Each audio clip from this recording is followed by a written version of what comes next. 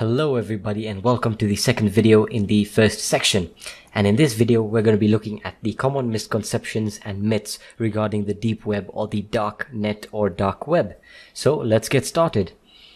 So basically one of the most common myths that you'll find is that the deep web is illegal to access and that you may get arrested or the FBI may come and knock at your door. Now, well, that is a very unique type of claim, especially since accessing the deep web is legal and the software used to access the deep web or the dark net, which is the Tor browser, is actually free and it's legal to use. The only thing is that the police are trying to track down, or the FBI or any law enforcement agency are tracking down people who are doing malicious things on the deep web. They're not targeting everyone accessing the deep web. So really that's a very easy myth to bust. And you might find that in some countries that have certain level of censorship on the internet, for example North Korea, those type of countries will not have access to even the clear net or the normal internet, and that's really much more focused on countries that do not allow internet at all. Now the second myth is that it is dangerous to access, in the sense that it's more risky and there's a higher chance that your system will be infected. And that's not true at all, because statistics prove that the clear web, it has more threats in terms of threatening your computer or your identity, in the sense that there's so much malware on the clear web in forms of downloads, torrents, and the works really. So the third one is that you will be targeted or hacked, and that the risk of you being hacked is very high. Now the deep web, as I said, every part of the internet has its advantages and disadvantages.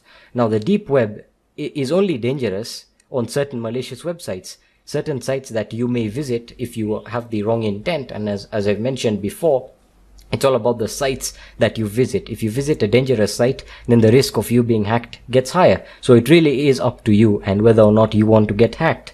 Now, the fourth one, which is also quite a very important one, is it's only for criminals. Now, the deep web is used by more than 2 million people every day.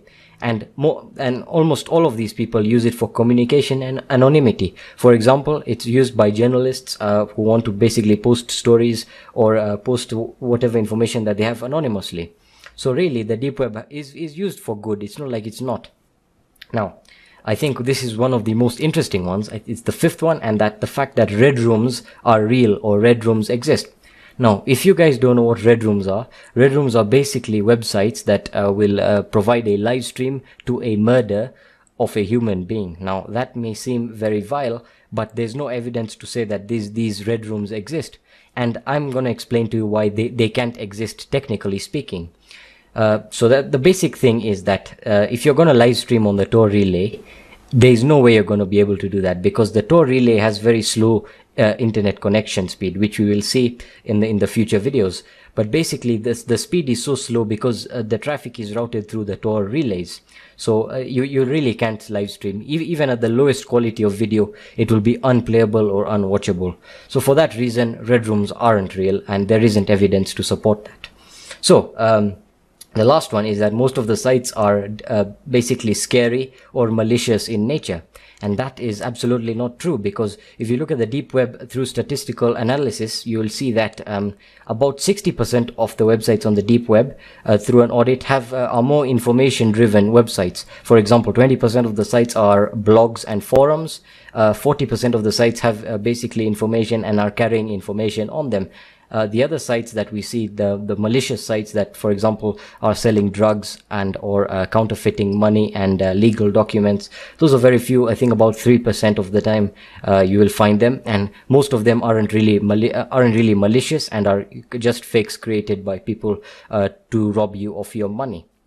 So that's basically it for this video, guys. If you have any questions or you have anything you want to ask me, just let me know in the Q&A section of the course. Thank you so much for watching.